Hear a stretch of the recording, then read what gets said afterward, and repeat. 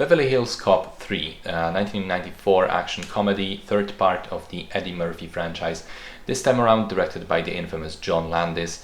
Rocky production, various different ideas for a script, budget overruns, and according to John Landis, Eddie Murphy's antics. Apparently he actively worked against the film's comedy, which he later said, Murphy said, was a deliberate choice. He thought Axel Foley should now be older, grown up, more serious, more mature, so he played him that way.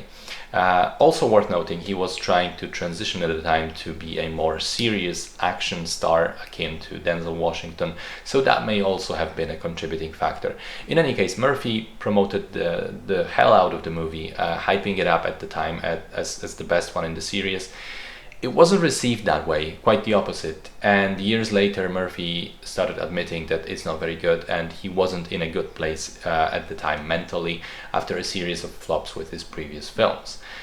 So the story picks up with Axel once again in Detroit. His boss gets killed by a group of criminals, and Axel discovers they have some sort of connection to an amusement park in Beverly Hills. So once more he hops on the plane to visit the sunny California and get some justice. Now, it's very noticeably a worse film than the previous two. I would say it isn't all bad. The action is still okay. The two set pieces centered around the park attractions are quite fun and impressive. I like the villain, which is smart and dangerous.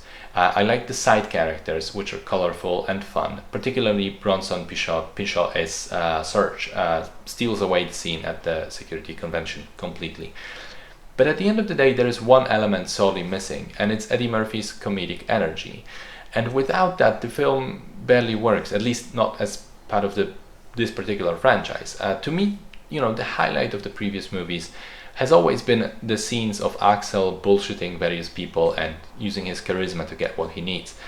There are, I think, no scenes like that in here at all, so the comedic energy suffers greatly.